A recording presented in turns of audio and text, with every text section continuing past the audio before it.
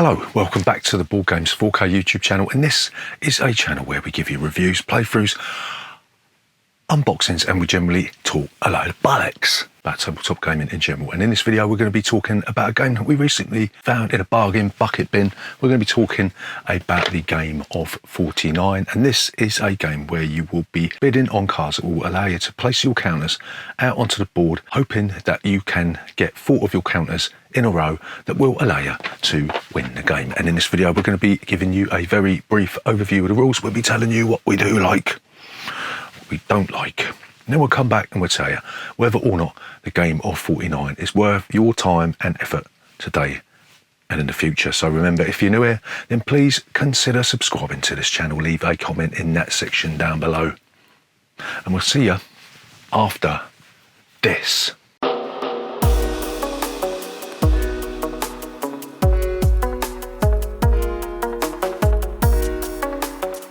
So, game of 49. How'd you play this game of 49?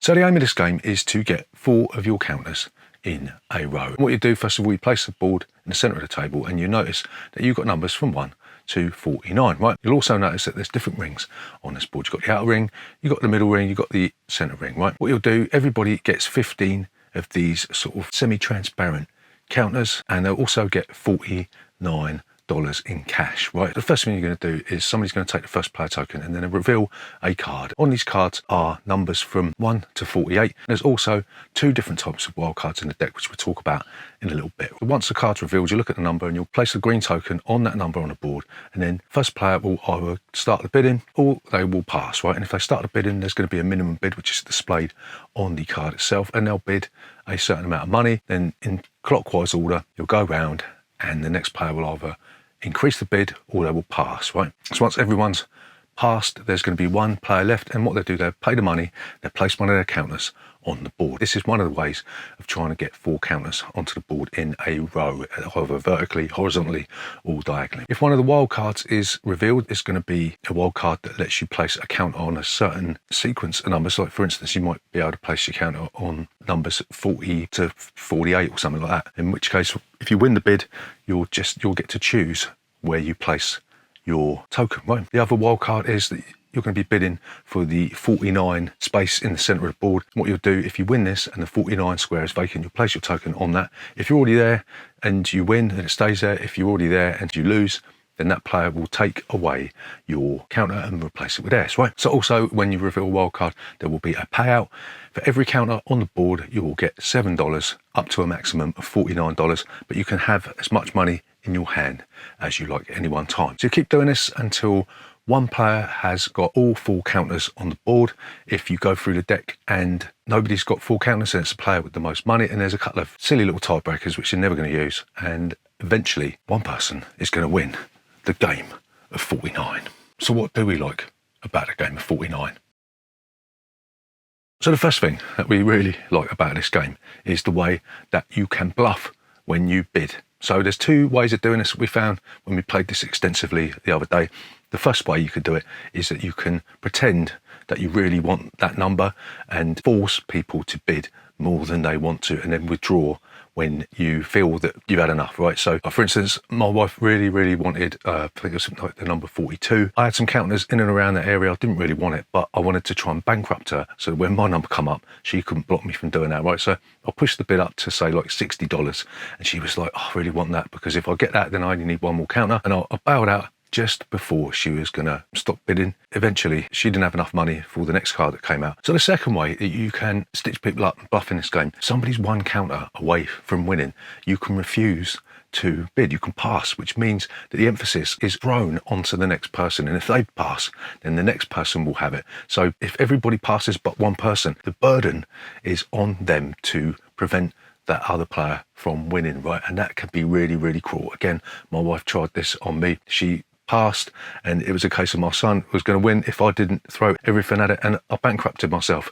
And then when my number came out, I didn't have enough money to win the token that I needed to win the game, and she ended up winning. So it's a cruel system, but a really fun one nonetheless. The second thing that we really like about the game 49 is it's doesn't take long to play at all. So you're either going to run out of tokens, right, in which case that's the end of the game for you, or somebody's going to get 4 in a row, because it gets so muddled eventually somebody's going to win the game, right? And also the fact that you need to spend your money to accumulate money. That's sort of like a Ryder Knizia thing, isn't it? Into trying to win. Because if you sit back and you don't spend any money, you're not going to get any money, because you aren't going to have any counters on the board. So it's sort of like that counterintuitive thing that you've got to sort of invest your money to buy tokens that you're going to put on a board, even if they're going to have no bearing on you winning the game. The more tokens out that you've got at the beginning, the more money you're going to be generating, but the less money you're going to have in your hand to get these counters on the board when you really need to, right? So that's another really, really interesting conundrum that you're going to be faced when you're playing this game. So what don't we like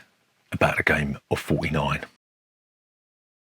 So the first thing, and really the most important thing that we don't like about this game, is the component quality is absolutely dire. It looks terrible. It looks like something out of the 1950s, you know, the colour scheme and all that. And I think this is a second edition that we got here, so God knows what they were thinking. But you got the tiddly-wink, semi-transparent, is it translucent? But you've got these really horrible tokens. I suppose you've got to see through them, haven't you? But they're really horrible.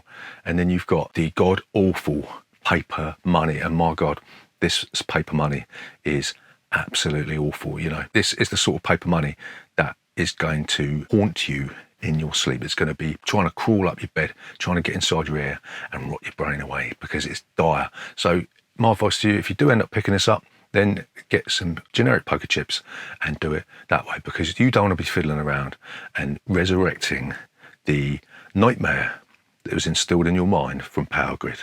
You know what I mean? So the second thing that we don't like about the game of 49 is the fact that some games towards the end proceedings, you're just going to have somebody hoarding loads of money, because there's no incentive to get more chips out on the board. So it's going to be hoarding money. And then at the end, it's just going to be a case of who is going to blow the most cash on that last chip, right? So that's what a lot of games of this come down to, is that you're just going to have an all-in, and it's just a case of whoever's got the most money, right? And that's a little bit disappointing. Some of the games end up in an anti-climax after you've got all that sort of complex bidding and the bluffing and trying to second guess what people are going to do, what they want to do. Some of the games just come down to you dumping your load and just going like, that's it, mate, and try and beat 100 quid, you know what I mean? So some of the games do end up like a wet fart. So to summarise, is the game of 49 worth your time and effort today and in the future? So we're going to say, yeah, it's all right. It's a good game. It's one of the better abstract games out there. It reminds us a little bit of Skull and Roses, you know, in that way that you're going to be bidding and bluffing in the same breath. And the fact that in Skull and Roses and this, you can dump the burden of responsibility onto one player and then come in and win the game, right? So the abstract nature of this does sort of bring it down a little bit. It means that people aren't really going to be interested in this, and I don't think they are, because we picked this up for about £5, you know what I mean? So it's really, really cheap. But if you're after a very, very quick game that looks like it's done on a bingo style board, then don't be put off by the crap components, because whilst this game isn't going to give you a Mensa style strategy, it will give you a couple of good laughs, give you the opportunity to stab your family members in the back. And we're going to give this 3 out of 5. If you can find it, it's dirt cheap.